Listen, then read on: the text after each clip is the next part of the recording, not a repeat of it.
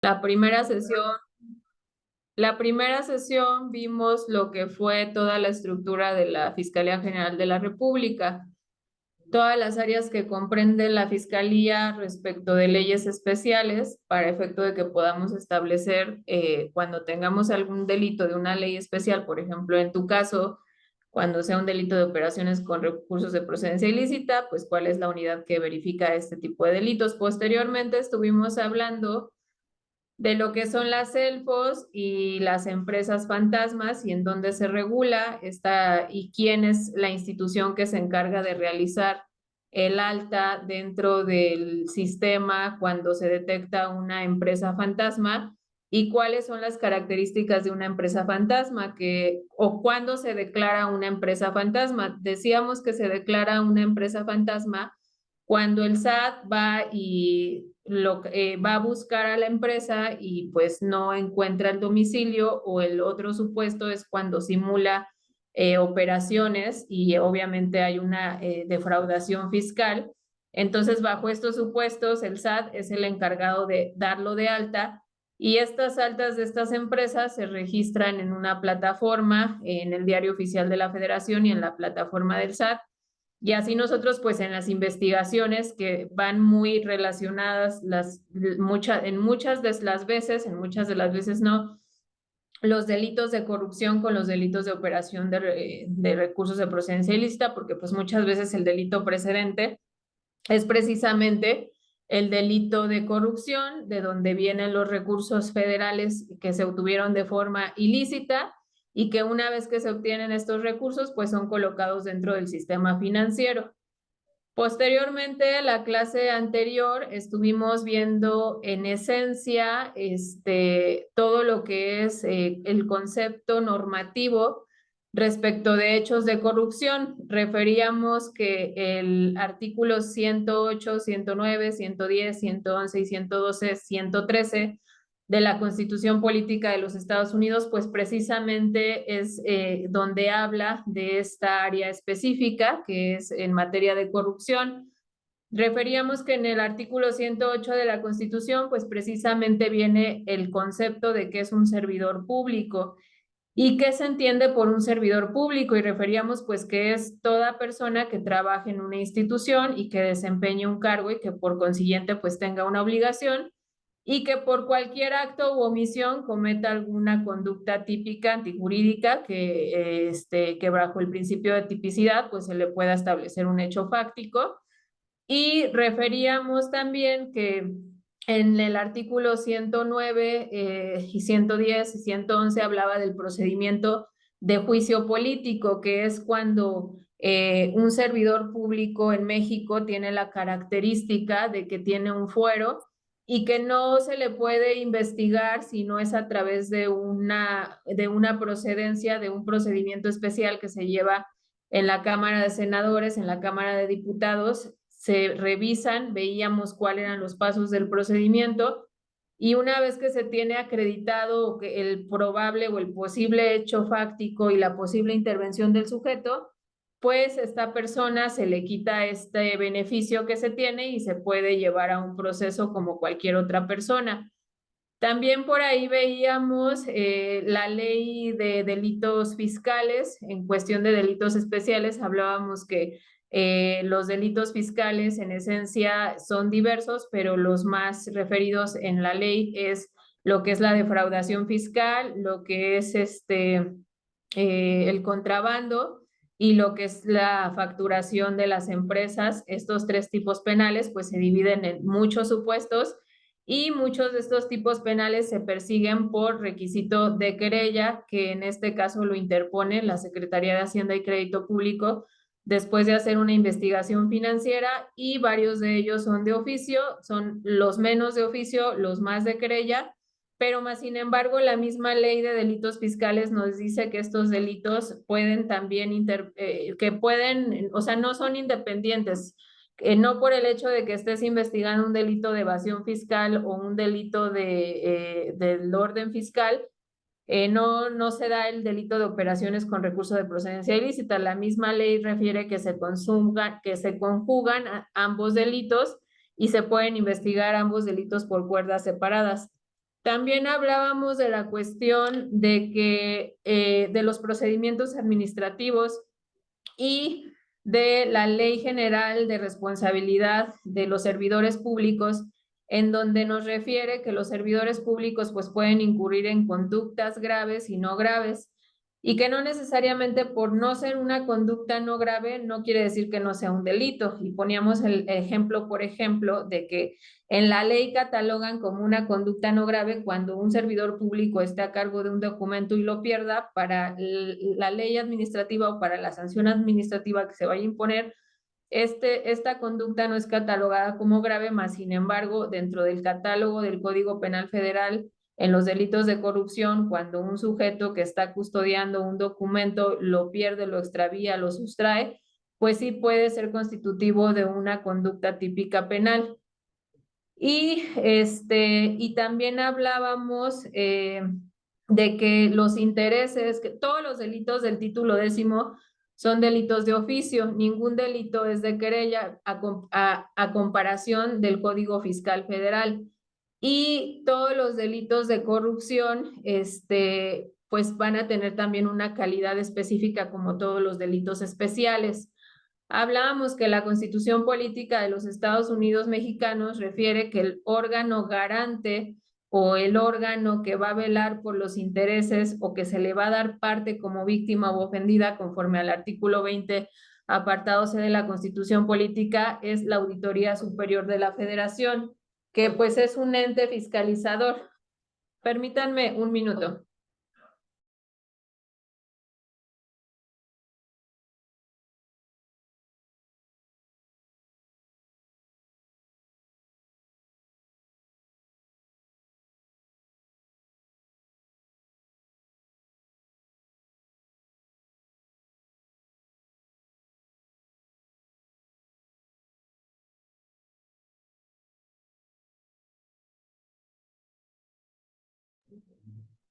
Entonces, hablábamos también entonces, retomando que la Auditoría Superior de la Federación, pues es quien va a representar los intereses y quien podría impugnar las determinaciones de corrupción.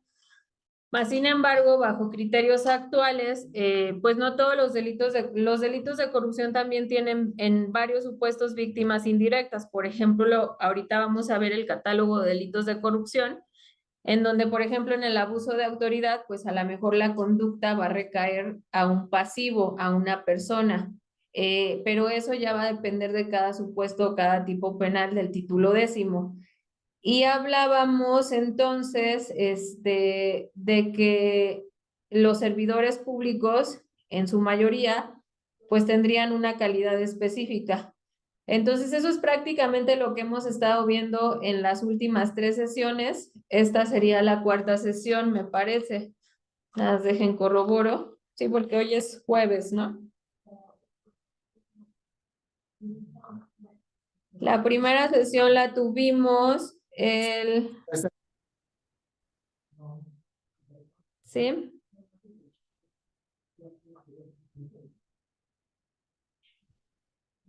Sí, esta es la cuarta sesión. Estamos a 18. La próxima clase sería el 23. Y después, el 23, tengo yo una clase presencial de 5 a 7. Entonces, voy así como que a salir de mi clase y voy a dar la clase, pues yo creo que en el vehículo, en lo que me traslado a mi domicilio, porque la próxima sesión sí se me complica un poquito porque me tengo que trasladar a otro lugar. Y posteriormente a lo que tengo aquí yo agendado, después es el 26, que es el viernes, y posteriormente la última clase sería el miércoles 31.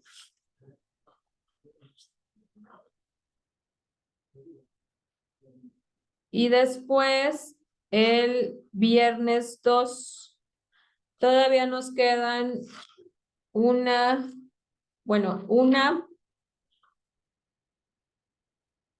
2, 3, 4 y con hoy 5 clases. Hoy vamos a ver entonces lo que son todos los delitos de corrupción. Ya vimos delitos fiscales, ya vimos el Código Fiscal, ya vimos Constitución respecto del 108, 109, 10, juicio político, ya vimos lo que son las empresas fantasmas, ya hablamos un poco de lo que es las 42 recomendaciones del GAFI a nivel internacional. Y respecto de algunas cuestiones internacionales que tenemos que permear respecto de cuando hablamos de delitos especiales, la próxima sesión estaríamos entonces metiéndonos a delitos de operación con recurso de procedencia ilícita para ver cuál es la tipicidad, cuáles son los elementos a probar, algunos criterios que tengan. Probablemente aquí nuestro compañero David nos pueda compartir algo normativo o algo respecto del área en donde él se desempeña. Y tendríamos pues más leyes especiales que tenemos que ver, como es la ley de los delitos de la ley de amparo, los delitos ambientales, los delitos de leyes de armas y fuegos, los delitos de salud y secuestro, desaparición forzada. Todavía nos quedan como unas 5 o 6 leyes especiales y nos quedan 5 clases. Entonces perfectamente vamos a poder ver como la embarrada de todas estas leyes para que tengamos noción de todas las leyes especiales que en nuestro país y bajo la norma que tenemos, pues día a día nos podemos presentar con casos. En efecto, como lo decía José Alfredo, el procedimiento va a ser el mismo. No, todos nos regimos por un solo Código Nacional de Procedimientos Penales. Si bien es cierto, son códigos penales distintos, cada estado maneja su código penal y a nivel federal pues se maneja un solo código penal federal, y como enumeramos todas las leyes especiales, esas sí son de orden federal. Más sin embargo, la técnica y el procedimiento va a ser el mismo y obviamente hay que ir nada más adecuando los tipos penales al procedimiento y seguir abordando ejemplos o temas que se vayan viendo respecto de las tipologías de los delitos especiales que vayamos viendo. Entonces, eso fue así como la embarrada de lo que hemos visto, David, y hoy vamos a ver, pues, hechos de corrupción. Muchas gracias, maestra Isabel. Sí, gracias, David. Bueno, ahorita nos presentamos 1, 2, 3, 4, 5, 6, 7. Hice ese ejercicio pues para saber, para romper un poco el hielo, porque con esto de la tecnología muchas veces hablamos y pues no nos conocemos. Ya posteriormente nos presentaremos otros 7 y así paulatinamente para al final pues saber o conocernos un poquito todos en qué área estamos. Y evidentemente pues tenemos gente de todas las áreas y de mucha experiencia: litigantes, defensores postulantes, asesores jurídicos, ministerios públicos de otros países o fiscales del Fuero Común. Todos tenemos una experiencia distinta, mas sin embargo pues es una misma técnica y un mismo procedimiento. Entonces decíamos que los delitos de corrupción pues requieren una calidad especial. Y decíamos que el artículo 108 y el 212 del Código Nacional de Procedimientos Penales define lo que es el concepto de servidor público, y lo veíamos la clase anterior.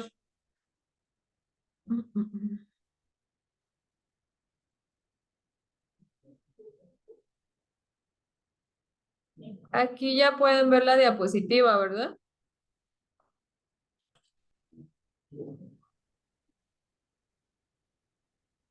Díganme sí o no. Sí, Sí, ya lo podemos ver. No me dejen en visto. Como cuando nos dejan en visto en el celular. No me dejen en visto, por favor, que siento que estoy hablando sola. Bueno, entonces decíamos que un servidor público pues es toda persona que ejerza un cargo, comisión o empleo en un servicio, en una entidad, ya sea en una entidad estatal o federal. Obviamente, si es un servidor público que trabaje en una entidad de un estado, que en este caso me hacía ahí la pregunta nuestro compañero de Colombia, y yo ya le explicaba que aquí en la Ciudad de México, en el país de México, estamos divididos por estados y por municipios, y cada estado tiene su gobernador y sus instancias estatales, pero a la par también tenemos un esquema federal en donde existen instancias federales, y esas instancias federales se dividen de acuerdo a la ley de la Administración Pública Federal en 3 rubros. ¿Quién ha leído esta ley? La ley de la Administración Pública Federal. Es muy chiquita, no es muy grande, si pueden leerla, les sugiero que la lean, es muy digerible y es muy chiquita. En esta ley, pues prácticamente se dividen en 3 rubros las instancias del orden federal, que son las entidades centralizadas, las entidades descentralizadas y las entidades paraestatales. Las entidades centralizadas son todas las secretarías, la Secretaría del Medio Ambiente, la Secretaría de Educación, la Secretaría de Agricultura, actualmente Zagarpa, ahora SADER, la Secretaría de Comunicaciones y Transportes, y aquí vienen enlistadas en esta ley todas las secretarías, y las descentralizadas o las que tienen autonomía propia son las que reciben un presupuesto anual independiente, pero que también tienen un órgano interno y una estructura, y que dependen económicamente de la Federación, de la Secretaría de Hacienda y Crédito Público. Decíamos que la entidad encargada de dispersar los recursos federales y a quien se le encomienda esta responsabilidad tan grande es a la Secretaría de Hacienda y Crédito Público. Entonces, ¿quién dispersa el recurso? ¿Cuál es el primer dato de prueba en cualquier investigación de corrupción? ¿O qué es lo primero que tengo que ver en una investigación por hechos de corrupción? Si yo tengo una denuncia de operación con recurso de procedencia ilícita en donde denuncian a 10 sujetos porque probablemente estén relacionados con un servidor público y probablemente ese servidor público de un recurso público federal haya obtenido dinero y lo haya repartido entre distintas empresas, y estas empresas lo hayan movido en el sistema financiero, pues ¿qué tengo que hacer yo como Ministerio Público? Pues tendría primero que corroborar si el origen de ese recurso en realidad viene de la federación. Entonces tendría que hacer un flujo o tendría que preguntarle a la Secretaría de Hacienda y Crédito Público, que es la secretaría encargada de la dispersión del recurso, si esta instancia durante alguna clave presupuestal o durante o si en ese ejercicio fiscal le dio dinero a esta persona, y si ese dinero se aplicó o no se aplicó. Decíamos que en la Ley de Hacienda y Crédito Público y en el reglamento de la Ley de Hacienda y Crédito Público vienen también los conceptos básicos de los conceptos contables que se utilizan.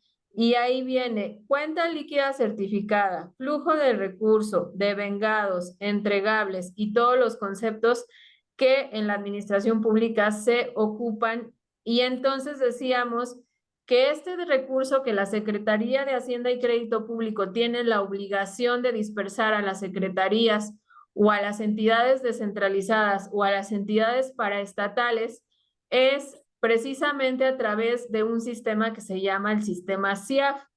Y este sistema es un sistema que concentra todas las cuentas públicas y que cuando hace la dispersión del dinero a las instancias, se generan cuentas líquidas certificadas como comprobantes de pago. Entonces, ¿qué es lo primero que yo tendría que verificar para acreditar que en realidad existió o no existió un recurso público federal y para poder establecer la competencia de mi delito? Pues saber primero la naturaleza de la institución de la cual yo estoy investigando. Oye, es que Juan Pérez, el presidente del municipio de Colón, Querétaro, estaba haciendo una calle y pues nunca la terminó. Entonces, pues, ¿qué es lo que tendría que primero yo verificar? ¿Cuál es Primero, la naturaleza de esa instancia en donde está ese servidor público. Ah, pues es de naturaleza municipal.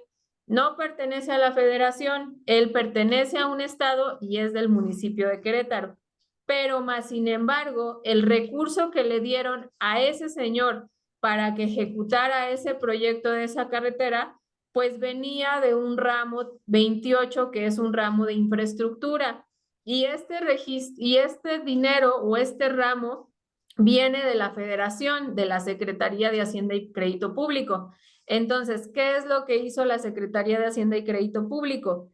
Que mediante una cuenta líquida certificada le dijo primero al estado de Querétaro, Querétaro, te tocan 100 millones de pesos para que lo repartas entre tus municipios por concepto del ramo 28 para infraestructura.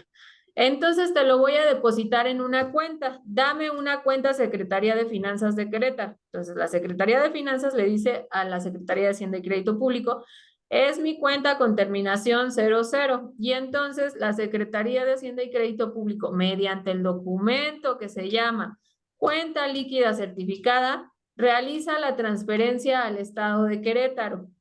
Y entonces después Querétaro firma un convenio con el municipio de Colón para que ese dinero se utilice conforme al convenio que ya se pactó desde la Secretaría de Hacienda y Crédito Público y que siempre todos los convenios tienen un anexo técnico en donde se estipulan cuáles van a ser las obligaciones que se tienen que establecer para que ese dinero se utilice.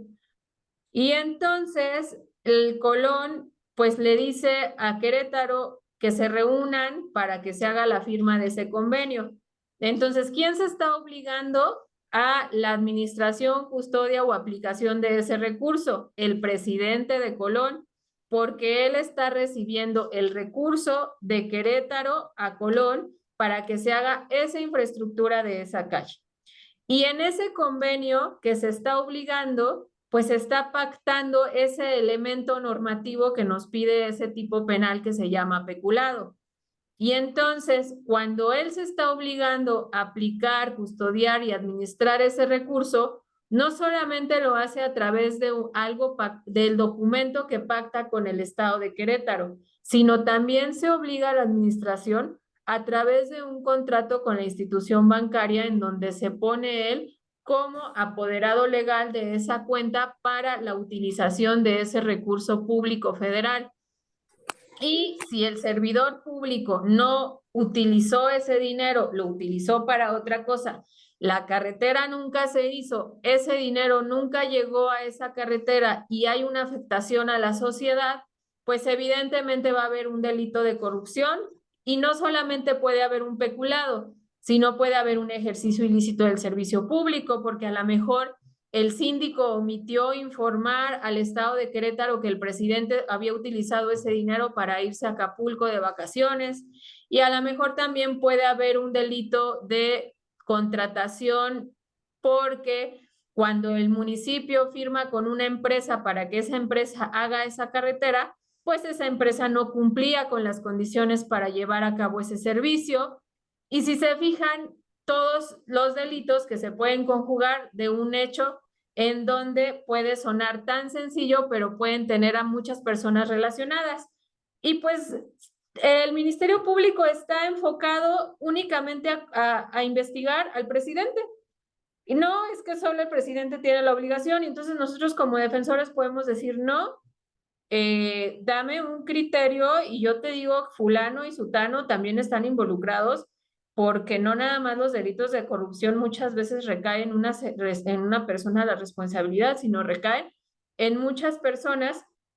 ¿Y qué pasa cuando ese dinero ya se coloca en el sistema financiero? Pues evidentemente están operando con recursos de procedencia ilícita y ese dinero pues se va a ir a manos de otras personas.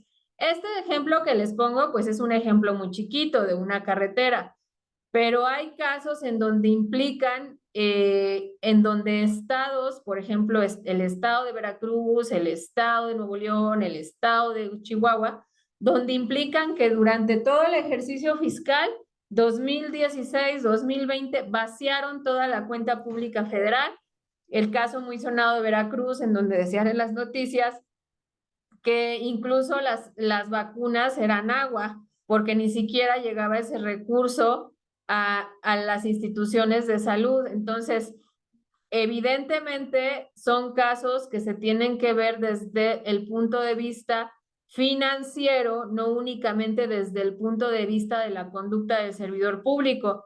Pues si nos quedamos únicamente a ver ese caso como desde el punto de vista de la conducta, pues evidentemente no estamos haciendo nuestra labor como ministerios públicos, porque los que estamos afectándonos o los que estamos afectados es en realidad toda la sociedad.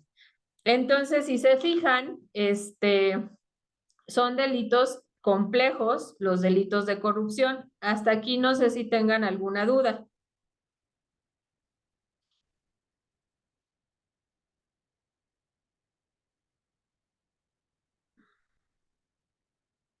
¿No? ¿Todo bien? Maestra, una preguntita. Se me pasa la duda.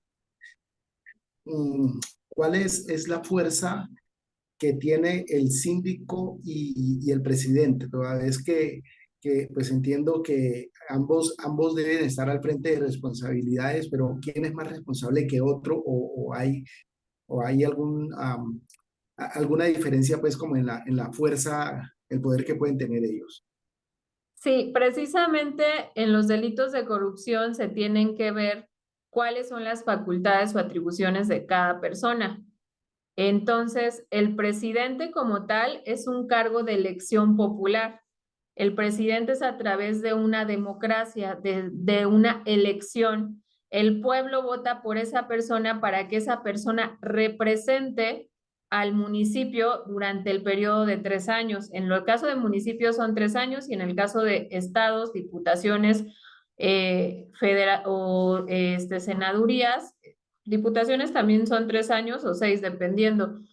Son 6 años en el caso de gobernadores, entonces evidentemente pues el presidente de la República tiene una mayor responsabilidad referente de sus facultades y atribuciones. El síndico no es un cargo de elección popular, el síndico, el presidente lo pone porque es su persona de confianza, es la persona que lo va a representar en cuestiones legales, es su abogado, su apoderado legal, quién va a dar la cara, quién va a validar, quién va a establecerle al presidente la viabilidad de los actos jurídicos que se realicen. Entonces, cada uno de ellos tiene facultades distintas y atribuciones distintas, y desde el panorama o desde el hecho fáctico que estemos viendo la conducta, se tendría que determinar la intervención o la participación que cada uno de ellos tenga. Esto va a depender de cada caso en específico.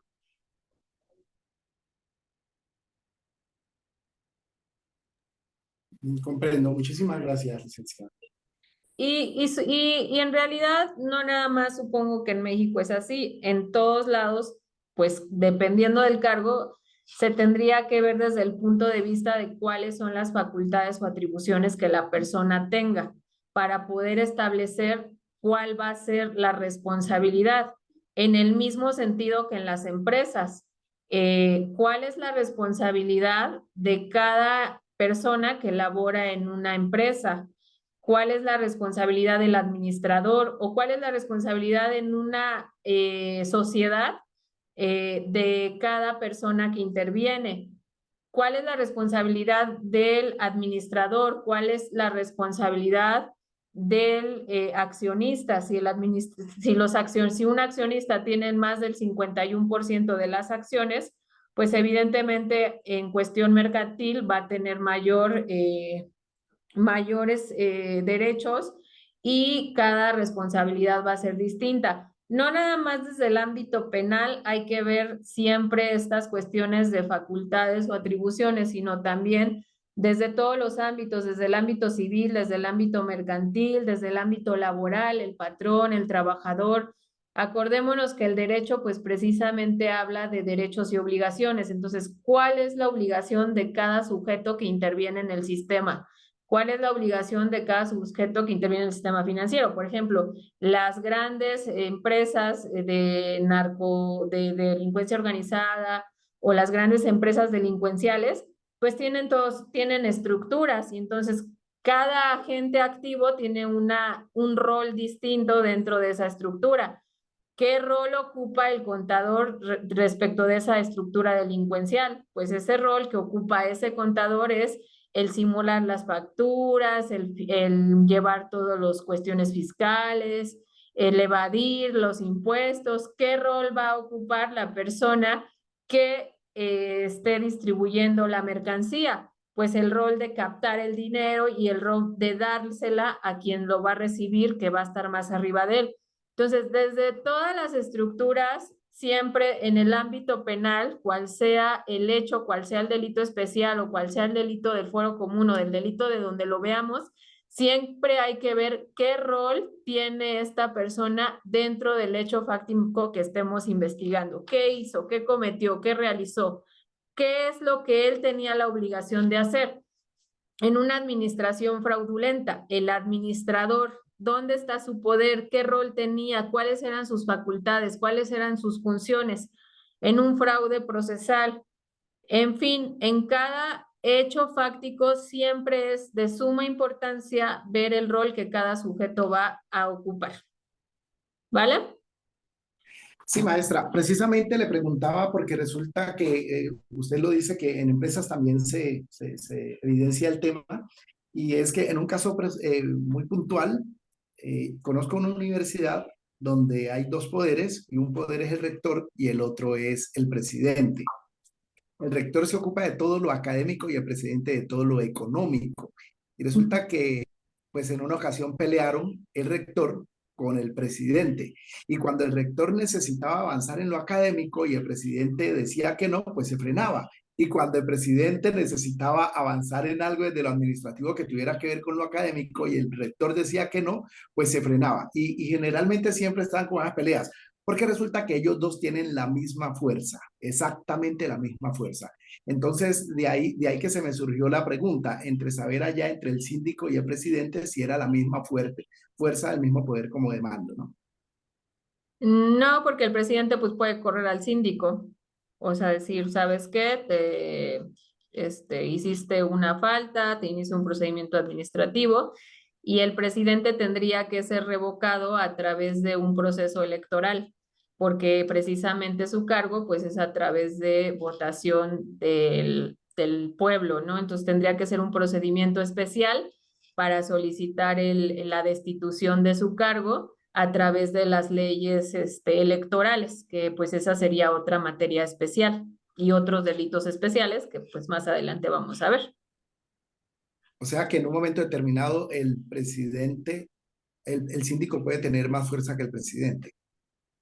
No, el presidente. El presidente más fuerza que el síndico.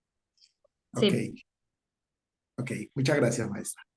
Es muy importante que ustedes visualicen esto porque en los delitos de corrupción tenemos que tener mucha claridad en la norma y en la intervención para que podamos estructurar hechos de corrupción o si estamos como defensores, estructurar teorías del caso para deshacer la intervención del sujeto respecto de la conducta que se le impute o que se le investigue o que se le atribuye o de la cual se le acuse. Es muy complicado, muy complicado estructurar hechos fácticos en delitos de corrupción. Tal pareciera que la ley está creada para que no pudieras acreditar las conductas de servidores públicos federales. Y más en cuestión de manejo de recursos públicos, porque la misma ley se contraviene respecto de las estructuras reales en cuanto a mandos respecto. ¿Por qué? Porque por lo regular todas las instancias que manejan recursos, la comprobación no solamente está en manos de una persona, por lo regular siempre es la empresa o el proveedor o la persona obligada o la ejecutora a comprobar el gasto, pues tiene que entregar un devengado, un comprobable o un producto o por lo que se le haya, o un servicio, dependiendo de lo que se le haya contratado. Y entonces esto lo va a hacer una área específica, que es un área de presupuesto. Y esta área de presupuesto muchas de las veces se va a encargar de validar y dictaminar la procedencia del servicio, pero Ya cuando llega a esta área de dictaminación, pues existe un administrador de un contrato que verificó que el servicio estuviese dado. Entonces, muchas veces de lo complicado aquí es decir si realmente las personas que estaban en el área de dictaminación tenían la obligación de revisar lo que ya había sido revisado, porque muchas de las veces, conforme a las leyes de cada entidad, no lo es así porque el dictaminador ya recibe el entregable, ya recibe la factura, ya recibe el informe del administrador en donde ya está el servicio realizado. Entonces el dictaminador ya nada más está obligado a verificar que la documentación venga completa, porque precisamente la obligación es del administrador.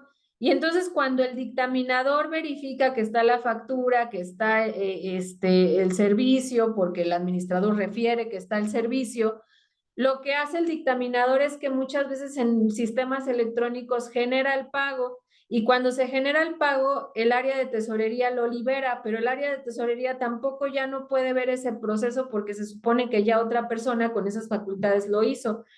Y entonces los tipos penales más adelante se van a dar cuenta que son muy complejos y muy complicados de acreditar, porque la misma ley así lo es, porque a muchas veces la ley no está adecuada al procedimiento.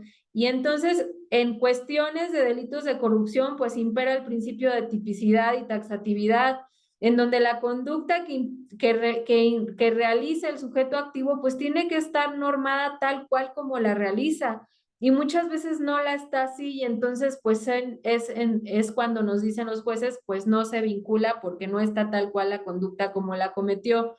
Entonces los delitos de corrupción son muy complejos y ahí la defensa tiene un gran campo o oportunidad de obtener absolutorias a favor de sus clientes. Licenciada, Mándeme. sí, muy diferente a Colombia. En primer lugar, la responsabilidad penal en delitos de corrupción se maneja en dos figuras. Los autores, que normalmente es el sujeto activo de un delito de corrupción, que es el servidor público.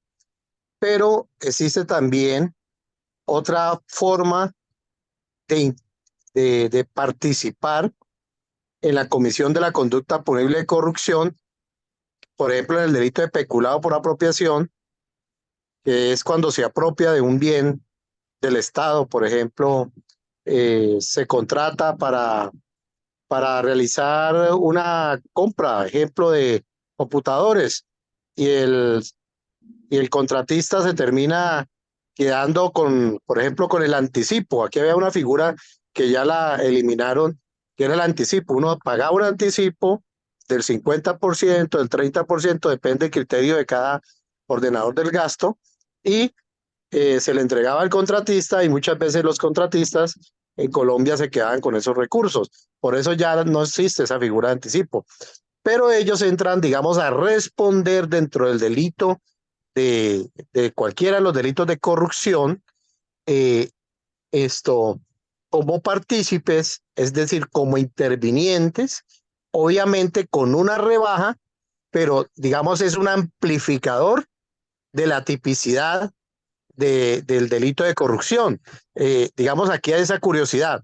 En segundo lugar, por ejemplo, en Colombia, me sorprende mucho lo que tú planteas, porque es que la tipicidad aquí no se amarra a, a, a como a delegar tanto procedimiento, sino que el ordenador del gasto, hablemos del alcalde, hablemos del gobernador o del servidor público que representa a la entidad del Estado, tiene la posición de garante frente a evitar ese caso de corrupción, porque si no lo hace, pues entraría, digamos, a responder sobre ese, digamos, esa conducta punible.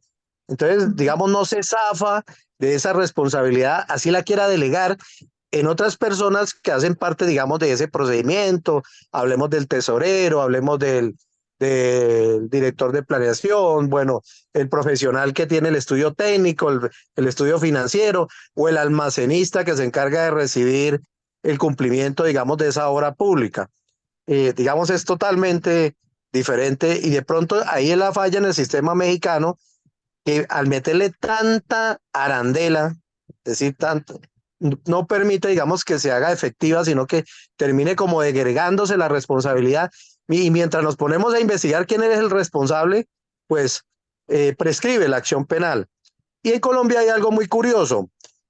Con el tema de lo que sucedió con Odebrecht, esta empresa brasilera que cometió actos de corrupción en América Latina, inclusive curiosamente en Panamá Odebrecht hizo las obras, en Colombia no. Aquí se empezó a generar una tipicidad en el tema de corrupción, ya no solo pública, sino también privada. Es decir, que la persona jurídica privada empieza en Colombia hace unos años a ser responsable por actos de corrupción, tráfico de influencias, por ejemplo, en una empresa privada donde el administrador de la empresa privada favorezca a otro particular, aquí ya es entre particulares, para que tal particular termine quedándose con el contrato, ejemplo, o vendiendo unos bienes sin autorización de la Junta. Acá en Colombia hay cosas curiosas, la verdad me ha llamado mucho la atención lo que planteas. Yo he estado como siguiendo mucho, porque yo tengo una maestría en seguridad y políticas públicas, yo soy abogado, magíster en penal, pero también soy juez de la República en el área penal y promiscua. Y entonces, por ejemplo, yo todavía no he podido comprender cuando se habla de la audiencia intermedia. En Colombia la audiencia intermedia no existe. Entonces no sé si esa audiencia intermedia que tú hablas, y discúlpame, doctora, mi ignorancia, es esa audiencia intermedia, me estoy saliendo un poquito, se convierte como en una audiencia de control de legalidad de pruebas. ¿La entendería algo así? Sí, ahorita si quieres te cuento un Gracias, poquito. gracias. Muchas gracias por permitir. Estaba viendo aquí, porque me parece que el caso de Odebrecht ya, aquí en México hace unos meses ya se dictó fallo. No estoy segura, me parece que sí.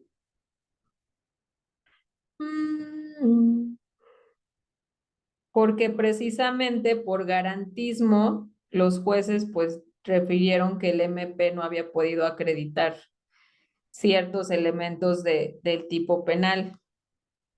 Lo voy a buscar la nota porque sí tenía las notas periodísticas y la próxima sesión te las comparto para que veamos cuál fue el resultado del caso de Odebrecht en México, referente de lo que existe en redes abiertas. Pero sí, en México el sistema se divide en tres etapas, que es la etapa de investigación inicial, que es cuando se formula la denuncia y la autoridad pues hace toda la investigación. Posterior a esto, el Ministerio Público, si tiene elementos, pues ejerce acción penal ante el juez de control, se le llama figura de juez de control.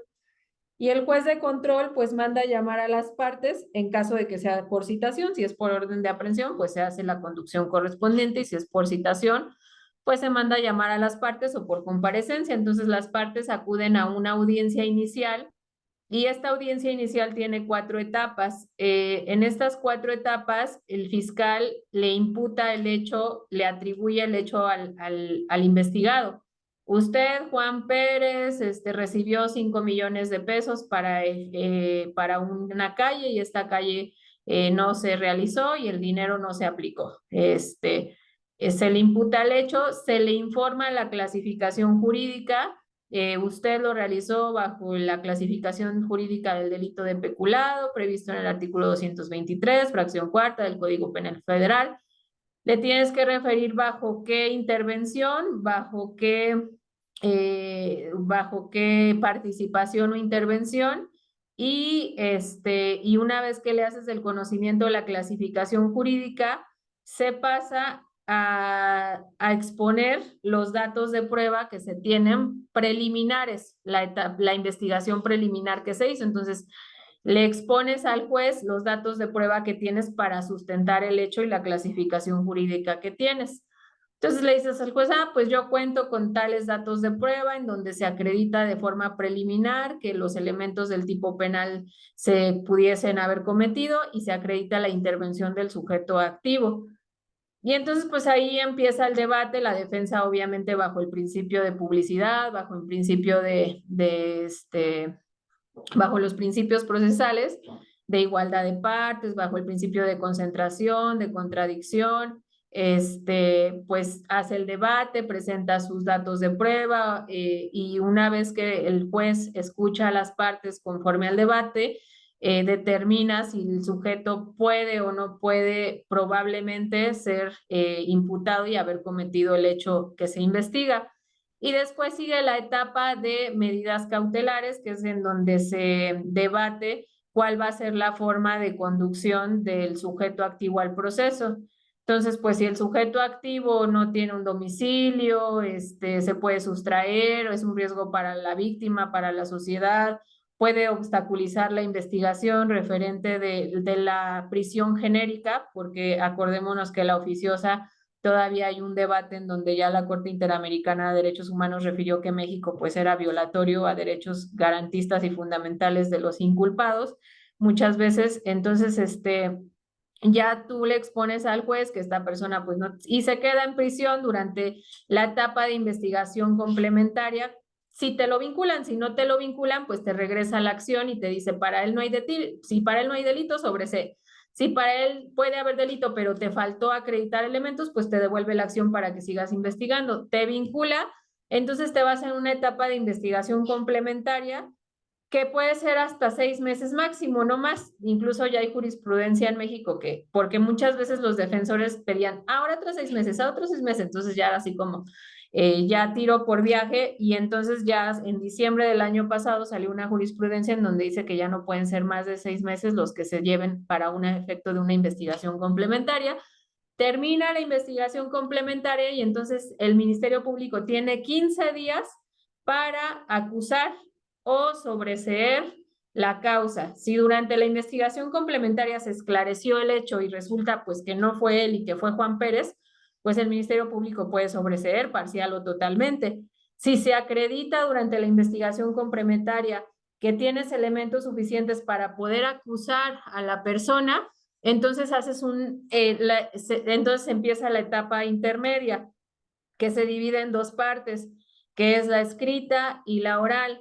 Y la etapa escrita es la primera, en donde dentro del término de 15 días tienes que presentar un escrito con ciertas formalidades, muy parecidas a las del procedimiento civil en México, y ahí poner la parte ofendida, la parte imputada y las pruebas que tengas, los medios de prueba y los órganos de prueba que tengas, para que se abra una audiencia oral de intermedia y se debata la pertinencia de estos medios de prueba. Entonces, en esta etapa de oralidad es donde se debate si la prueba, el medio de prueba o el órgano de prueba fue obtenido sin violación a derechos humanos, fundamentales, donde verificamos la procedencia o la viabilidad de ese medio de prueba, si realmente sirve para el hecho fáctico, porque si no sirve para el hecho fáctico, la defensa te lo argumenta y el juez pues te lo puede excluir. Esa es la etapa intermedia y una vez que se cierra la etapa intermedia, el juez dicta auto para apertura a juicio oral y en el juicio obviamente se va a hacer el desahogo de todos estos medios de prueba a través de los órganos de prueba que hayas tú designado para la incorporación documental o a través de testigos que se tengan en el juicio oral. Esas son las 3 etapas, ya llegas al juicio y pues ya se hace la deliberación si es condenatoria o absolutoria. Pero sí es muy interesante lo que refieres porque bajo el sistema mexicano sí hay un alto grado de garantismo y más en cuestión de delitos de corrupción y de delincuencia organizada. Tiro por viaje por cualquier situación que los jueces refieran que para ellos no es viable, dejan en libertad a las personas.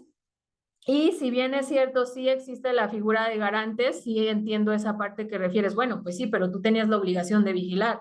O sea, si bien es cierto, tú no eras el que custodiaba o el que transmitía o el que hacía el pago, pues sí tenías tú la obligación de verificar. Sí se ha argumentado, a veces sí ha dado, a veces sí ha funcionado, pero muchas de las veces no.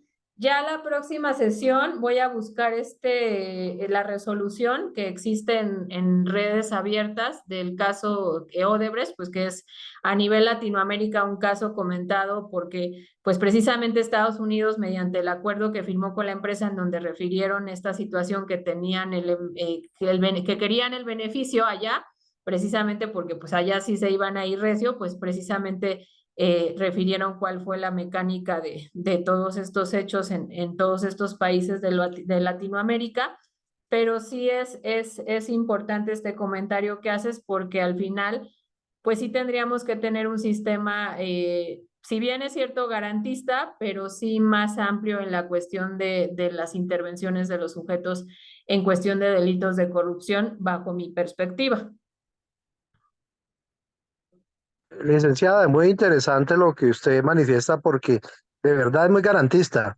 El sistema colombiano en el sistema procesal penal, nosotros tenemos una etapa que se llama, bueno, indagación preliminar, es la investigación, y luego pasa al juez de control de garantías por solicitud de la fiscalía, que es la que termina pidiendo una imputación. Resulta que mire que es tan interesante y me llama mucho la atención, y es que la imputación en Colombia, que digamos es el señalamiento fáctico y jurídico, tiene que ser, en Colombia no tiene ese control que tú planteas.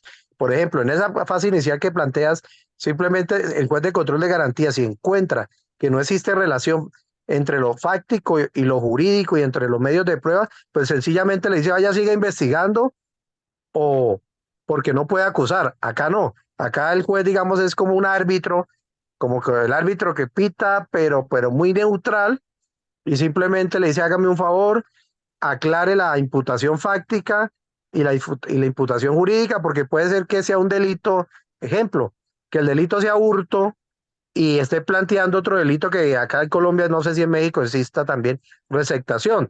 El hurto es el que se apropia de una cosa y la receptación es el que está, al que lo capturan con una cosa que fue hurtada. O sea, es diferente. Una cosa es que yo me apropie directamente de un bien que es ajeno y otra cosa es que yo termine teniendo en posesión, me capturen con una posesión de un bien que en su momento fue hurtado. Entonces uno como juez le dice, bueno, hágame un favor, aclare ese fundamento fáctico, jurídico, de acuerdo a las pruebas, si realmente usted va a imputar hurto o receptación. Si el fiscal sencillamente no quiere, dice, no, yo sigo en mi error y puede ir inclusive a presentar el escrito de acusación para que se abra a juicio acusando sobre un delito equivocado. Solamente, digamos, el juez de control de garantía no puede hacer ese control material en Colombia. El que lo puede hacer ya es el juez en la audiencia de acusación, que es más o menos la intermedia de ustedes, y él sí puede hacer un control material, cosa diferente que sucede en México. Muy interesante, pero no quiero interrumpir más la forma en que la lleva ya el orden, pero mil gracias porque de verdad me ha llamado mucho la atención la clase. Gracias. Sí, y de hecho sí hay muchas similitudes, pero sí también hay muchas no similitudes. Obviamente también existe en México la figura de la reclasificación. El juez puede reclasificar el tipo penal del cual estás, pero no puede variar el hecho. O sea, no puede meterse en cuanto a la variación del hecho. Te puede reclasificar el hecho, pero no puede variar, que por lo regular no lo hacen, no se meten tanto en esa cuestión, pero sí es complicado el sistema penal en México porque sí son súper garantistas y sí debería de haber más apertura en cuanto a que debería de haber más retribución porque pues al final vamos encaminados al mismo fin y precisamente por eso nuestros países pues tienen tanta delincuencia porque pues los delincuentes pues evidentemente conocen todas estas técnicas jurídicas para evadir la justicia. Entonces, aquí ya nada más así como súper rápido, decíamos que también todas las instituciones bancarias del sector financiero pues forman parte de todos los delitos especiales. Entonces, si dentro de mi delito especial estoy viendo una cuenta bancaria, pues tendría que recurrir a un control judicial para obtener esa cuenta bancaria y hace toda la investigación financiera para efectos de que pues tengamos elementos en un futuro probatorios y tengamos un éxito en nuestra investigación. Hablábamos de los paraísos fiscales y entonces pues ya vamos a entrar de lleno con los delitos de corrupción, que ya entramos en esencia, ya dijimos que es un servidor público, en donde se norma donde se norma el juicio político, en donde se norma la definición de servidor público y ya en esencia los delitos de corrupción a nivel federal. Cada estado tiene sus delitos de corrupción estatales. Si el servidor público del estado de Querétaro comete un delito con dinero del estado que no tenga federalidad, pues evidentemente será investigado por el Código Penal del estado de Querétaro a nivel estado respecto de ese delito. Pero si se ve implicado para la competencia, pues sería un servidor público que tenga la calidad de servidor público federal, o que maneje recursos públicos federales. O sea, no porque no sea servidor público federal, pero maneje recursos públicos federales, es competencia de la federación conocer de ese tipo penal, investigar y determinar hasta que se haga el fin del proceso, que precisamente es el esclarecimiento del hecho, la reparación del daño, que el culpable no quede impune y la protección al inocente. Y lo que ya sabemos, así como rezo del día a día que vamos y le decimos al juez, para efecto de acreditar la proporcionalidad, la idoneidad y todo lo correspondiente cuando se piden cuestiones técnicas. Entonces, el primer tipo penal que establece el Código Penal Federal respecto de delitos de corrupción es el tipificado en el artículo 214, que se llama ejercicio ilícito del servicio público. Ese es el tipo penal genérico y nos dice, comete el delito de ejercicio ilícito del servicio público. Acuérdense y tengan muy en cuenta que conforme al segundo transitorio y cuarto transitorio de la ley de la Fiscalía General, previo a que se instalara la Fiscalía especializada en materia en combate a la corrupción, esto fue a través del acuerdo 003 del 2019, seguían vigentes los tipos penales previo a la reforma del 2016. Entonces aquí hay una variación en el tipo penal por lo que hace al verbo ilícito. Antes del 2019, de la instalación de la Fiscalía Especializada en Materia en Combate a la Corrupción, es indebido el concepto jurídico que maneja, ahora es ilícito. Mas, sin embargo, referente de la situación en la que nos encontremos, se puede hacer la traslación, pero eso ya va a depender del supuesto en específico, si es favorable o no a la persona que estemos investigando o imputando. Actualmente el verbo es ilícito. ¿Y qué es lo ilícito? Pues lo contrario a la norma, lo contrario a derecho, lo que yo hago contraviniendo una norma, pero tiene que ser bajo el principio de tipicidad. ¿Qué estoy haciendo yo que tengo que hacer que no está en la norma, o qué estoy haciendo que estoy contraviniendo una norma, o qué estoy omitiendo que deba de hacer y que venga en la norma y no lo esté haciendo como tal? Entonces dice, comete el delito de ejercicio ilícito. Entonces, ¿qué es lo primero que tenemos que acreditar? La ilicitud del acto. ¿Y dónde va a venir la ilicitud del acto? Pues es un elemento normativo. Entonces tendríamos que ir a qué es lo que está, qué es la ilicitud. El servidor público, segundo elemento.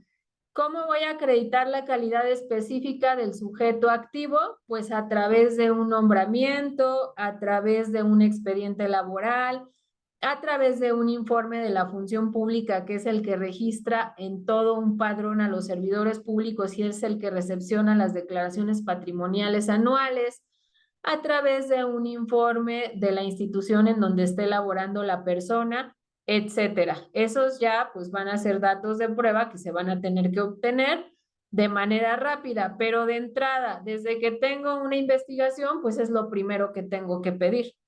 Hay casos en donde el Ministerio Público tiene 2 años con la carpeta investigando y no ha pedido lo básico que es si la persona o no tiene esta calidad. Y este tipo penal se divide en 6 fracciones. La primera fracción es ejerza las funciones de un empleo, cargo o comisión sin haber tomado posesión legítima o satisfacer todos los requisitos legales. Esté yo con un cargo por ejemplo, de directora de aquí de esta área, y la ley interna de esta área me pida que para yo ser directora tengo que tener 2 años mínimos de experiencia. Entonces, no satisfago los requisitos legales que la misma ley interna me está requiriendo. O estoy yo ejerciendo un cargo, pero nunca fui nombrada por quien me deben de nombrar y estoy percibiendo un salario. Este tipo penal es muy chiquito, su pena, la media no alcanza ni los 3 años. Entonces, por regla general, nos vamos a quedar en los 3 años conforme a las reglas de la prescripción en el Código Penal mexicano. Y hay que tener mucho cuidado con esto. En general, todos los delitos de corrupción son súper chiquitas las penas, que eso es pues muy triste y muy malo, porque mientras a un roba chocolates de fardero, de la Aurrerá, ya van 3 veces que robó y entonces le dan 10 años de prisión a un sujeto que cometió un delito de corrupción, pues la pena máxima que se le puede imponer es de 3 años y cuando menos acordemos, pues ya se prescribió la acción penal.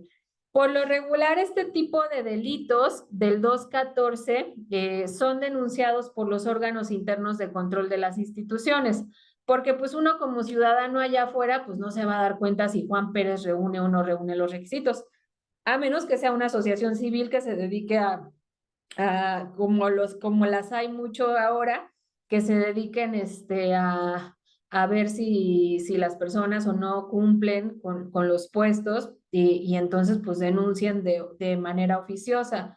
Pero por lo regular este tipo de delitos de ejercicio ilícito del servicio público son denunciados por los órganos internos de control previo ya a una investigación interna administrativa. En México, el órgano que se encarga de investigar las conductas de los servidores públicos a nivel federal es la función pública, así se llama la instancia, la función pública. Y la función pública tiene órganos internos de control en cada dependencia. Órgano interno de control en la paraestatal Pemex, órgano interno de control en el ISSSTE, órgano interno de control en el IMSS, órgano interno de control en la SEP. Cada instancia tiene su órgano interno distinto, pero dependiente de la función pública. Entonces, pues ellos se van a encargar de hacer la investigación referente de si es administrativa y van a afincar una responsabilidad administrativa independiente de la sanción de la penal y van a generar la vista penal a la Fiscalía Especializada en Materia en Combate a la Corrupción, quienes entonces pues se encargarán de verificar si sí o no se cumple con la tipicidad y entonces pues ejercer acción penal. En este caso, como la pena es muy chiquita, pues nos alcanza una suspensión al procedimiento. La suspensión al procedimiento para los chicos colombianos pues es una salida alterna al procedimiento en México, cuando la pena no exceda de la media de 5 años, de la media aritmética de 5 años. O sea, si la pena no es más amplia, la media aritmética de 5, las personas tienen ese beneficio de una salida que se llama suspensión a proceso. La suspensión a proceso, como sabemos, pues es una salida que no va a generar como tal un antecedente penal, no va a ser una condenatoria, sino únicamente va a ser un registro en un sistema en medidas cautelares, que es la unidad que se encarga de darle seguimiento a las cautelares. Y entonces, pues va a ser más benéfica para la persona, obviamente con condiciones, trabajo a la comunidad, una imposición de una multa, no acercarse a la víctima y varias condiciones que el Código Nacional de Procedimientos marca. Entonces, esta fracción primera, pues sí tenemos que tener por ahí cuidado. Si ustedes quieren denunciar a alguien por esta cuestión, pues sí se tendrían que fijar en la media.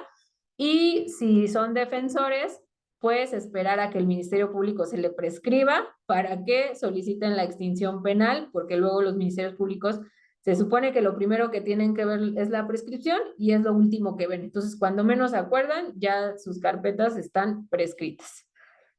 La segunda fracción es: continúe ejerciendo las funciones de un empleo, cargo o comisión después de saber que se ha revocado su nombramiento o que se le ha suspendido o destituido sin satisfacer. Esto se fue, no es, o sin satisfacer.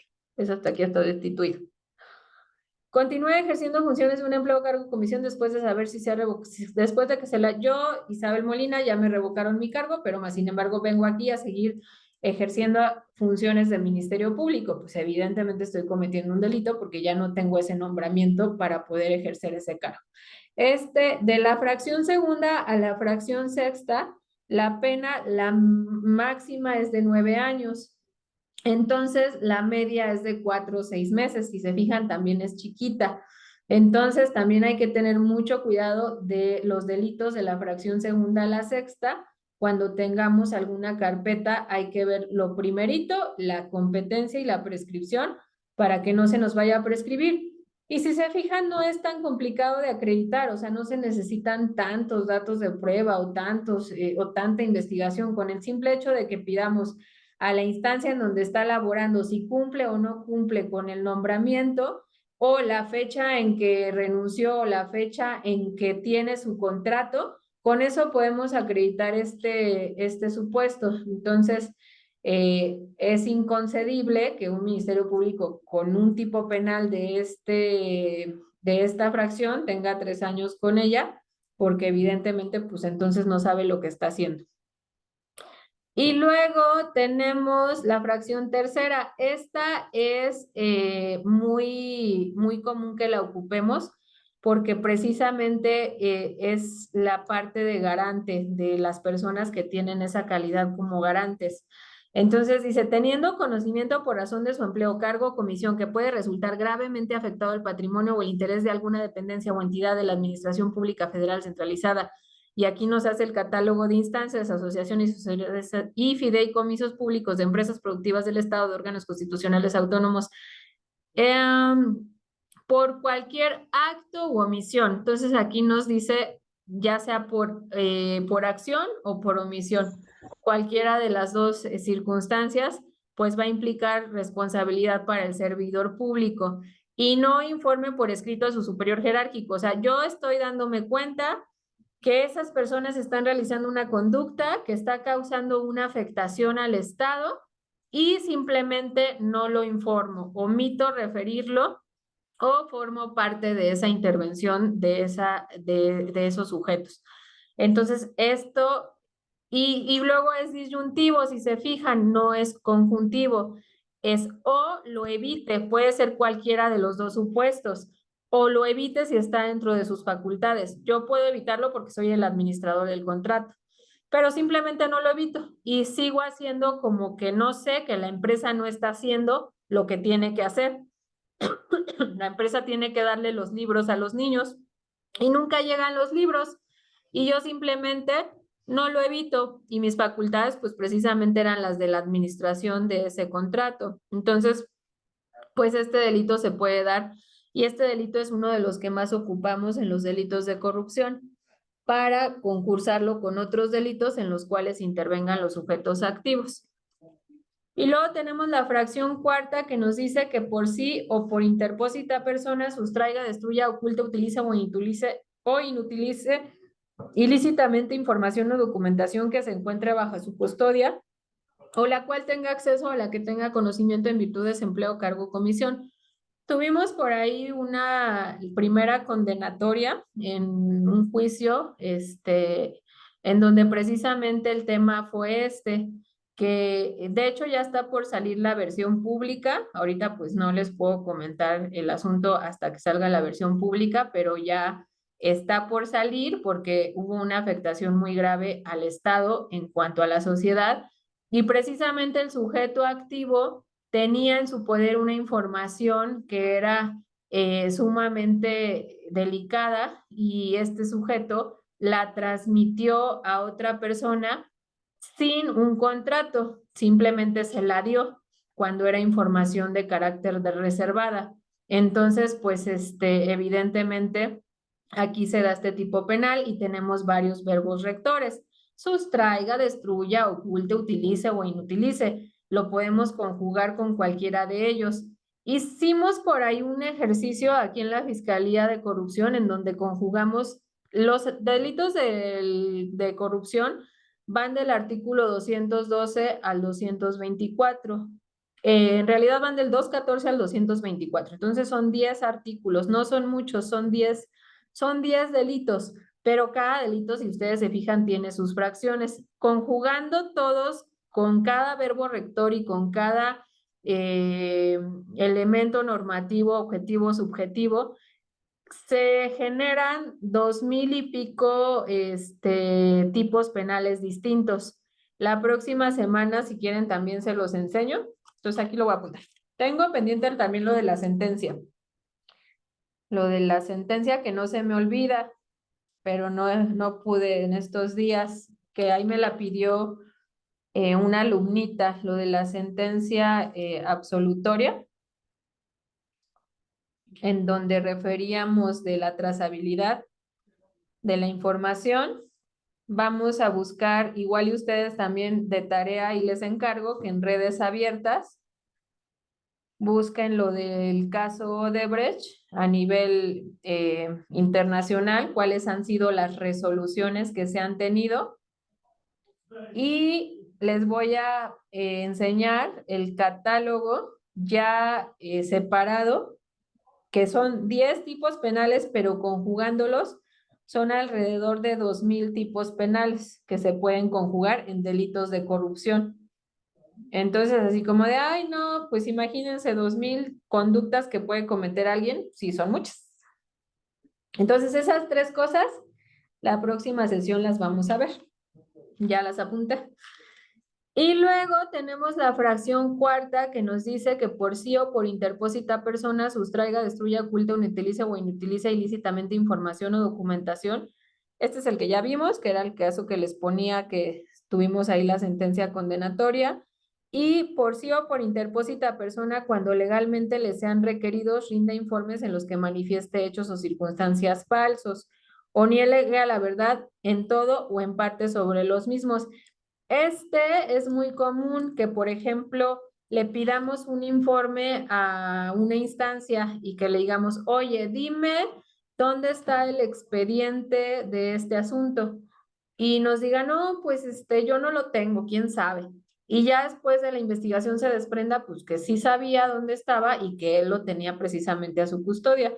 Pues están dando 2 tipos penales. Está dando porque rindió un informe falso, negó a la verdad, o también se podría dar el tipo de penal de encubrimiento, en donde está ocultando evidencia. Entonces, y la fracción sexta es teniendo obligación por razones de empleo, cargo, comisión de custodiar, vigilar, proteger o dar seguridad a personas, lugares, instalaciones u objetos, incumpliendo en su deber en cualquier forma, propicie daño a las personas o a los lugares, instalaciones, objetos o pérdida o sustracción de objetos que se encuentren bajo su cuidado. Aquí, por ejemplo, vamos a poner de ejemplo una puesta a disposición en donde llevan a un detenido al área de galeras y los policías tienen protocolos para ingresos de los detenidos. Y entonces, pues el policía está obligado a darle seguridad a esa persona que está en la galera. Si sea un delincuente, pues tiene derechos fundamentales. Y pues resulta que en esa misma galera meten a los contras del narco y entonces en esa galera pues le dan una reverenda paliza, pues se está dando este delito por parte de ese policía, o pone a disposición sus objetos personales, que es su teléfono, su cartera, y cuando va a recogerlas, pues ya no están, se desaparecieron, pero existe una bitácora de custodia y de seguimiento de ese bien que se le retuvo en su momento al imputado. Digo, ya llega sin nada, ¿verdad? Muchas veces ya llegan sin nada, pero pues si llegan con algo y después el objeto no está, pues se puede estar cometiendo este tipo penal. Posteriormente sigue el delito de abuso de autoridad que está previsto en el artículo 215 y nos dice, comete el delito de abuso de autoridad los servidores públicos que incurran en alguna de las siguientes conductas. Fracción primera, cuando para impedir la ejecución de una ley, decreto o reglamento, el cobro de un impuesto o el cumplimiento de una resolución judicial, pide auxilio a la fuerza pública o la emplee con este objeto.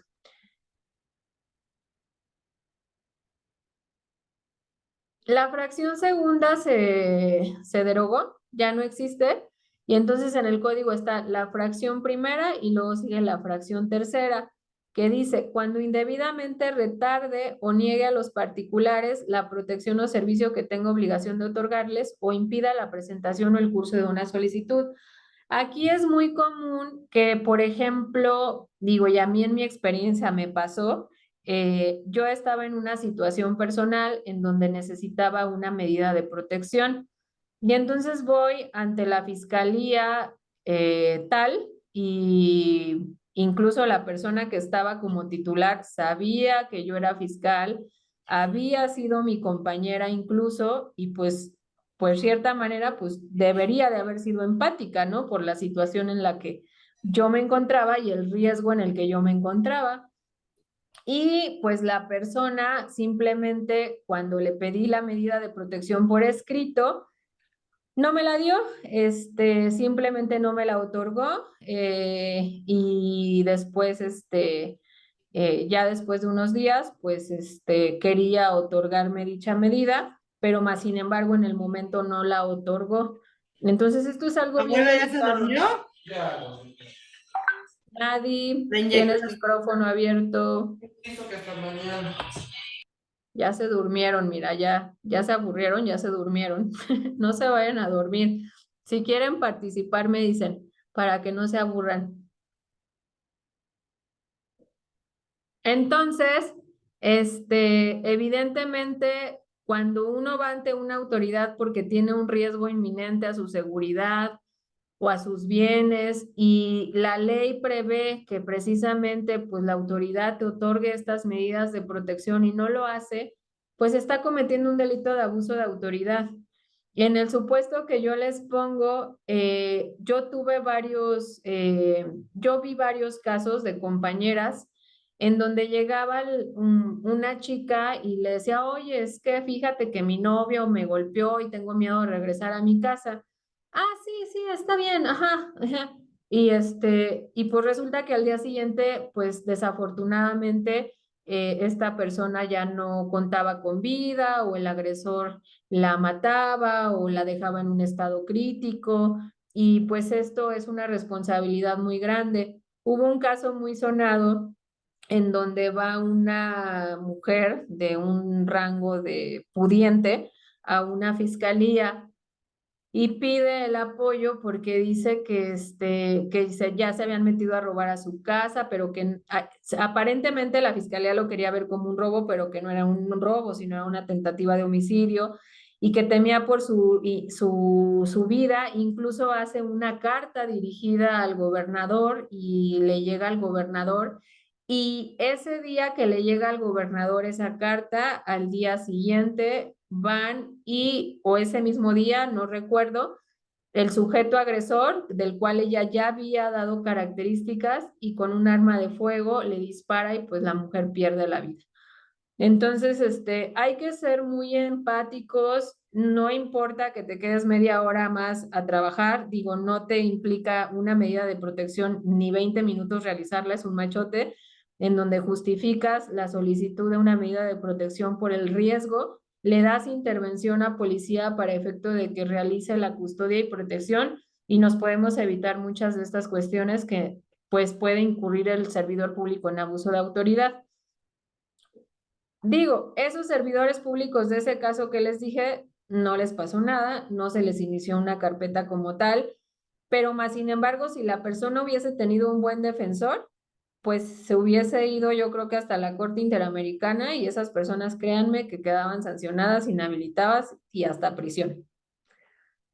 Y luego, igual si son defensores o asesores y el fiscal les niega una medida de protección o les retarda, o no nada más una medida de protección, sino la presentación de una solicitud en donde, oye, te estoy diciendo que la evidencia está en la casa, ve por ella, Y no, pero déjenlo siempre por escrito para que podamos fincar este tipo de responsabilidades y evidenciar la omisión de los servidores públicos. Y luego, dentro de este catálogo de abuso de autoridad, nos dice, cuando estando encargado de administrar justicia bajo cualquier pretexto, aunque el sea de oscuridad o silencio de ley, se niegue injustificadamente a despachar un negocio pendiente ante él dentro de los términos establecidos por la ley. No lo voy a realizar, tengo un término, no voy a dar contestación, pues este también es un abuso de autoridad. Cuando el encargado o elemento de una fuerza pública requerido legalmente por una autoridad competente para que preste auxilio o se niegue a dárselo o retrase el mismo injustificadamente, la misma prevención se aplicará tratándose de delitos. Esto es muy común, por ejemplo, en centros penitenciarios, en donde el juez de control le requiere a un elemento de la fuerza pública que ponga el custodio, el que ya está dentro del penal, que lo ponga a disposición y no lo pone a disposición, y entonces esto pues retarda y evidentemente esta persona pues puede estar cometiendo este delito. Cuando estando encargado de cualquier establecimiento destinatario a la ejecución de las sanciones privativas de libertad de instituciones de reinserción social o de custodia y rehabilitación de menores y de reclusorios preventivos o administrativos o centros de arraigo que sin los requisitos legales reciba como presa, detenida, arrestada, arraigada o interna una persona o la mantenga privada de su libertad sin dar parte del hecho a la autoridad correspondiente, niegue que ésta está detenida si lo estuviera o no cumpla con la orden de libertad girada por la autoridad competente. Actualmente, hace 1 año, 2 años, no me ha tocado a mí trabajarlo, más le toca trabajarlos a los compañeros de detenidos. Ya hay un sistema nacional de detenciones en donde cualquier persona puede tener acceso a él. Si a tu cliente lo detuvieron y entonces lo pusieron a disposición del Ministerio Público, tienen que registrarlo de forma inmediata en esta plataforma. Tú ingresas a la plataforma y lo único que te pide la plataforma es el RFC o el CUR, la fecha de nacimiento y el nombre de la persona, porque las autoridades están obligadas a dar de alta las detenciones. Si esta persona no está dada de alta y tiene 5 horas que la detuvieron y hay un video en donde se ve cómo la policía fue y la detuvo, pues evidentemente también se puede estar dando una privación de libertad y este delito de abuso de autoridad, porque podríamos acreditar que la persona fue pues privada de su libertad. También muchas de las veces esto repercute en los controles de detención, que tardan 2 o 3 o 5 horas en ponerlos a disposición ante el juez de control cuando se trata de órdenes de aprehensión o cuando se trata de términos de 48 horas. Y no se hace así. Entonces, evidentemente, todo esto se puede trazabilizar en horarios de detención y lo cual puede repercutir en libertades, que pasa muy constantemente o muy seguido, porque precisamente los ministerios públicos pues no tienen el cuidado de realizar la trazabilidad en horarios, pero no únicamente se queda en el ámbito penal, en el ámbito de libertad, sino también puede repercutir en una carpeta de investigación. Si el defensor público dice, híjole, me cae bien gordo ese ministerio público, porque tiro por viaje detiene a las personas, las tiene ahí 5 horas, no las deja salir, las pone a disposición tarde, pues le pueden iniciar una carpeta de investigación por estos hechos. Cuando teniendo conocimiento de una privación ilegal de la libertad, no la denuncie. Es ya o sea, ya la persona lo detuvo, lo tiene detenida, no da aviso, la tiene bajo una custodia, no la sube al sistema de detenciones, pero yo auxiliar y yo Ministerio Público sé que el policía lo tiene ahí detenido y no hago nada. No denuncio inmediatamente y no hago nada, pues también esto repercute en una responsabilidad para la persona que lo sepa. Y pues esto es muy común. Digo, también se hace ya lo que pasa mucho es que también la gente luego ya está muy harta y entonces la persona supuestamente está cometiendo un acto delictivo y lo agarran a macanazos y casi los matan sin necesidad de que la policía lo haga. Pero pues esto ya es parte de un fenómeno social referente también de la falta de policías o elementos policíacos, porque yo sí valoro mucho la función de los policías porque en realidad son bien poquitos y tienen un chorro de trabajo y día a día se enfrentan con muchas complicaciones respecto de vehículos, armas, no tienen vehículos blindados, la delincuencia está todo lo que da, entonces pues sí hay que tener mucha precaución y no juzgarlos ni criticarlos porque en realidad hacen una labor de respeto, pero pues si se pasan también, pues también tienen aquí los mecanismos para denunciarlos. Cuando haga que se le entreguen fondos, valores u otra cosa que no se le haya confiado a él y se los apropie o disponga de ellos indebidamente.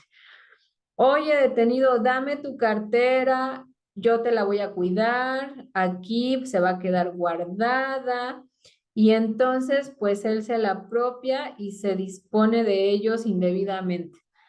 Cuando obtenga, exige o solicite sin derecho alguno o causa legítima para sí o para cualquier otra persona parte del sueldo o remuneración de uno o más de sus subalternos, dádivas u otros bienes o servicios, fracción reformada.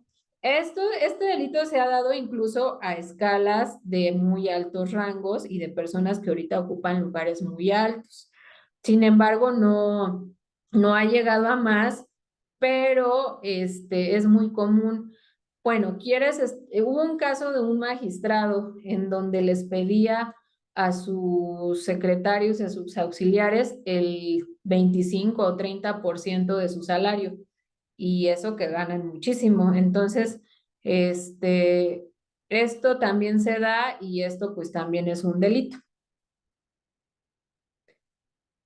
Obtenga, exija o solicite sin derecho alguno o causa legítima para sí o para cualquier otra persona parte del sueldo o remuneración, es la que acabamos de ver. Cuando en el ejercicio de sus funciones o con motivo de ellas otorga empleo, cargo o comisión públicos o contratos de prestación de servicios profesionales o mercantiles o de cualquier otra naturaleza que sean remunerados a sabiendas de que no se prestará el servicio para el que se les nombró o no se cumplirá el contrato otorgado.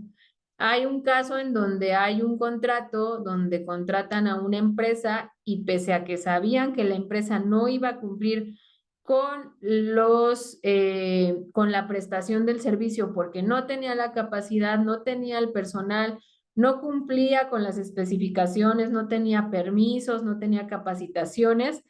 Aún sabiendo eso, tú le otorgaste un contrato de prestación de servicios, ya fuese profesionales o mercantiles o de cualquier otra naturaleza, y entonces pues esto también incurre en un delito de responsabilidad de abuso de autoridad. Cuando autorice o contrate a quien se encuentre inhabilitado por resolución firme de autoridad competente para desempeñar un empleo, cargo o comisión en el servicio público o para participar en adquisiciones, arrendamientos, servicios u obras, que siempre lo haga conociendo.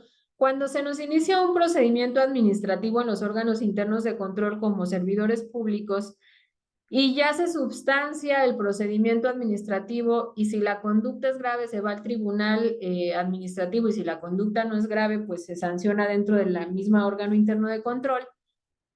Por lo regular la sanción es la inhabilitación para que no pueda desempeñar el cargo. Más sin embargo, muchas de las veces es a nivel estatal y no a nivel federal, y entonces cuando lo contratan a nivel federal pues hacen como si no supieran de que tiene la inhabilitación a nivel estatal o viceversa.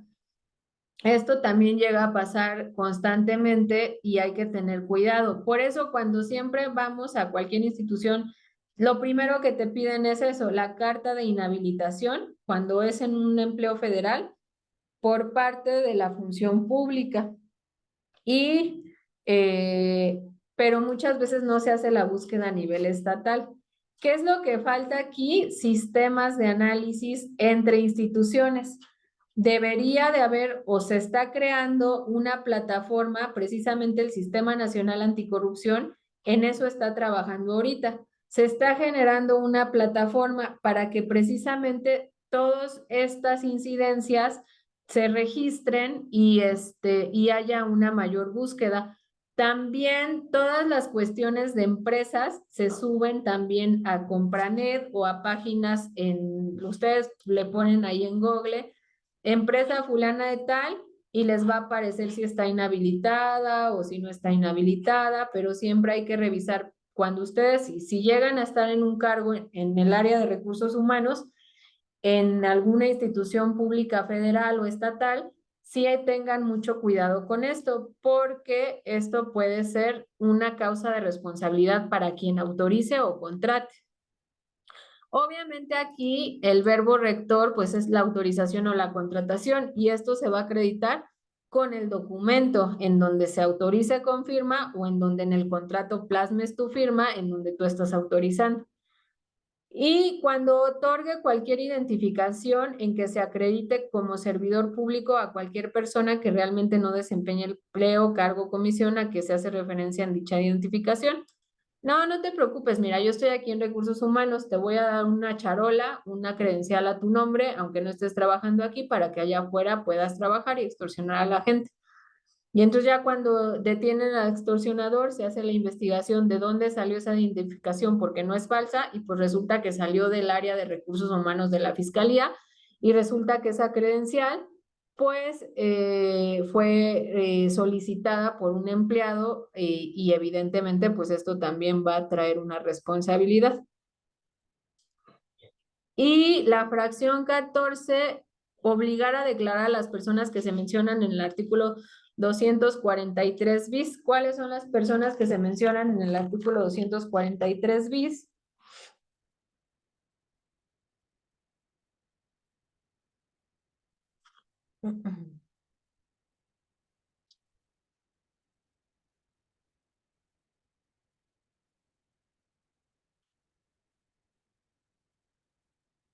Del Código Federal.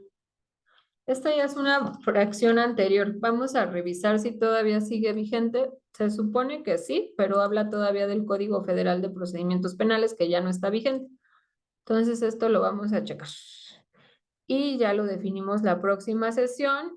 Y la fracción 15 es omitir realizar el registro inmediato de la detención, que era el que les comentaba del sistema de detenciones, y falsear el reporte administrativo de detención correspondiente, omitir actualizarlo debidamente o dilatar injustificadamente, poner al detenido bajo la custodia de autoridad correspondiente con motivo del desempeño de su actividad y por último, incumplir con la obligación de impedir la ejecución de las conductas de privación de libertad.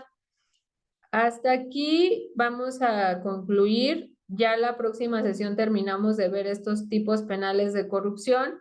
Nos quedaría pendiente el de coalición de servidores públicos, el de uso ilícito de atribuciones y facultades, que este es un tipo penal muy interesante y que incluso en la primera sesión les pasé unas diapositivas de que no nada más se tiene que ver con una perspectiva de la suscripción del contrato, sino que tenemos que ver desde previo, en el momento y posterior durante la ejecución del contrato y que tenemos que ver todas estas leyes para poder establecer contravención a normas, no leyes únicamente administrativas o manuales internos, sino leyes federales que por lo regular las leyes en las cuales nos basamos es en la Ley de Administración Pública Federal, en su reglamento, en la Ley de Contabilidad, en la Ley de Adquisiciones y Servicios, que en la ley de adquisiciones viene precisamente lo que es las formalidades de la licitación y la adjudicación, y que la adjudicación es una excepción a la licitación cuando en el 41 de esta ley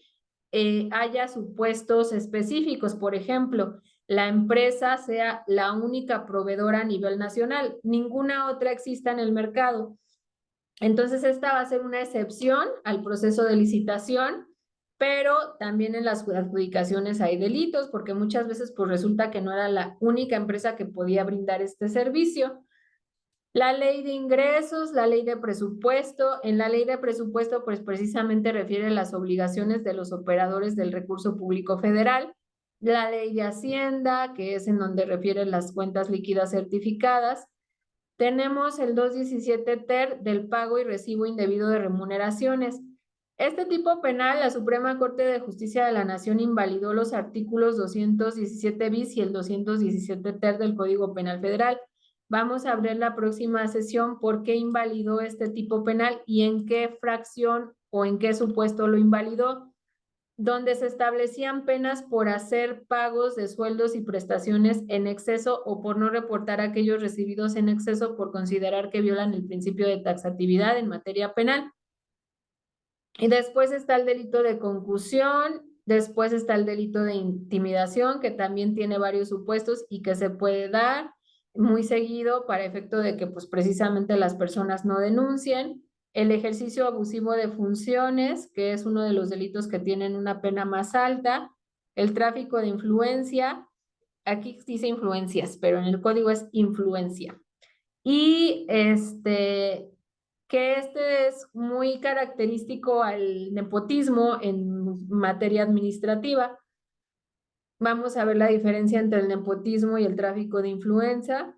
De influencia es la enfermedad. Cohecho, que pues fue el caso característico de Odebrecht, del ejemplo que poníamos y que vamos a ver qué de tareas se llevan, que busquen en fuentes abiertas cuáles fueron las resoluciones en los países de Latinoamérica o cuáles han sido actualmente las investigaciones o cuáles siguen en curso respecto de este asunto, y que en teoría se tendría que ver no fragmentado, sino se tendría que ver desde una historia de un solo hecho. ¿Qué tendríamos que hacer los países?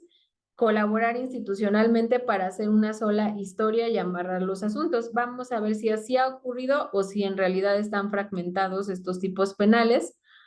El cohecho internacional, el peculado, que era el ejemplo que les ponía al inicio, de que lo que primero tenemos que identificar es la naturaleza de la identidad y de dónde viene el recurso, si es recurso estatal o recurso federal o recurso municipal, o es un autogenerable o no es ninguno de estos supuestos y no es ningún recurso.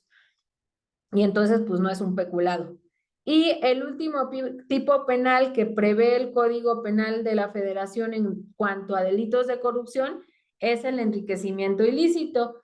Vamos a ver ya la próxima sesión más detallado qué es lo que vemos estamos obligados conforme a las asociaciones civiles y a todas las recomendaciones que se han hecho a que tenemos que hacer las declaraciones 3 de 3. Entonces, estas se refieren a que tenemos que declarar en cuestión fiscal, en cuestión patrimonial y en cuestión hacendaria. Entonces, precisamente el enriquecimiento ilícito lo que hace es la revisión contable del ingreso y egreso de la persona para ver si dentro de lo que él gana realmente justifica la obtención o no de lo que tiene en sus bienes, muebles o inmuebles. Entonces, el enriquecimiento ilícito pues es un tipo penal muy técnico porque hay que meterse a verificar todas las cuestiones contables del servidor público para efectos de verificar si tiene un domicilio, si puede o no puede acreditar la obtención de ese bien inmueble y de ese recurso que obtuvo y que no justifica conforme al sueldo o el salario que tiene. Entonces, si se fijan, son 10 delitos nada más, son muy poquitos, pero si conjugamos todos los verbos rectores, nos da más de 2,000 supuestos normativos en los que un servidor público o un particular, porque hay supuestos en el que el particular, por ejemplo, en el cohecho también interactúa, cometen el delito y no siempre la afectación va a ser únicamente a la sociedad o al Estado o a los entes. Muchas de las veces, por ejemplo, en los delitos de abuso de autoridad, el agravio o la víctima indirecta o quien resiente la conducta, pues es precisamente la persona detenida que está privada de su libertad, o es la persona que le quitaron sus bienes en el respecto de la detención, o es la persona que falsearon respecto de la detención y que las horas las maquinaron para efecto de que el juez no se diera cuenta de la hora de la detención. Entonces pues ellos también van a tener una afectación, incluso ustedes incluso podrían alegar una afectación psicológica, emocional, cognitiva, pedir varios medios de prueba o datos de prueba para efecto de la reparación del daño. No nada más son de resultado formal los delitos de corrupción, sino también son muchas veces de resultado material, y pues la intención precisamente es el seguimiento de los activos. También vamos a ver las figuras de aseguramiento, en qué supuestos vamos a asegurar y cuál es la trazabilidad del aseguramiento en cuanto a las salidas en la norma mexicana, que es la extinción, que es el decomiso y que es el embargo. Y vamos a ver los supuestos referente a estos tipos penales de corrupción. Y ya cuando terminemos los delitos de corrupción, vamos a ver, como les decía, y como ustedes se pueden dar cuenta, no nada más en México, sino a nivel internacional, los delitos especiales se triangulan: operaciones con recurso de procedencia ilícita, delito de corrupción y delito fiscal. Los 3 delitos se pueden cometer bajo una misma conducta en circunstancias de tiempo, modo y lugar, porque precisamente el recurso tiene un flujo financiero, una colocación y una trazabilidad, y como agentes e investigadores o como agentes defensores o como asesores jurídicos, tenemos que ver todas esas variaciones para poder establecer la teoría del caso correspondiente. Entonces, hasta aquí no sé si tengan alguna duda.